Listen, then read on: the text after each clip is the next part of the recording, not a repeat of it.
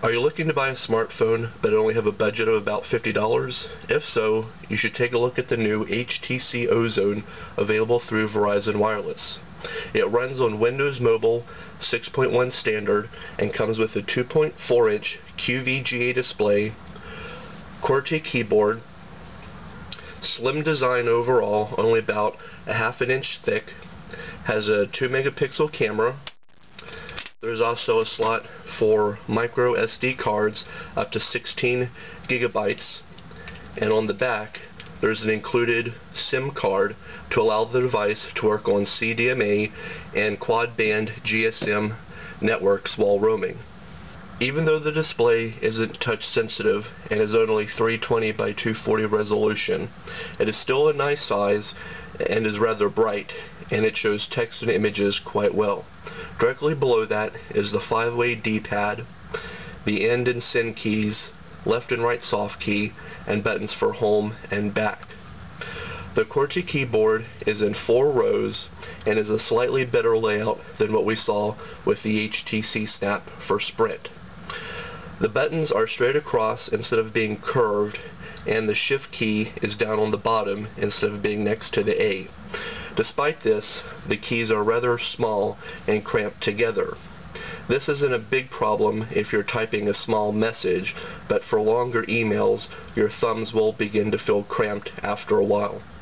The HTC Homescreen isn't as sophisticated as the TouchFlow 3D interface that we saw on the Diamond, but is still laid out rather well and has categories such as missed calls, messaging, email, appointments, weather, web favorites, profiles, and things like that. Going into the Start menu, there's no big surprises here. Categories such as messaging, Internet Explorer, Office Mobile with Excel, OneNote, PowerPoint, and Word. Also, there is Adobe Reader for PDF files. The only 2 unique programs on the HTC Ozone is VZ Navigator for GPS guided directions, as well as Verizon's visual voicemail service. The only included web browser is Internet Explorer 6. It works alright, however it is kind of slow, and you're constantly having to zoom in and out to pan around pages, as well as zooming in to be able to click on links. Since the display isn't touch sensitive, you consistently have to use the D-pad for navigating the pages. Better options would be either Skyfire or Opera Mobile. The only issue that we had with the HTC Ozone was with the call quality. Voices through the earpiece speaker sounded a bit distorted, almost like there was a buzzing sound, and people that we called using a landline phone said our voice sounded a little bit distant and somewhat artificial. However, the reception was pretty good, as we had 2 to 4 bars in most areas. However, we did notice that the signal bars would tend to fluctuate rather often between 2, 3, and 4. For the price, the HTC Ozone is an impressive device, despite the less than stellar call quality and cramped QWERTY keyboard.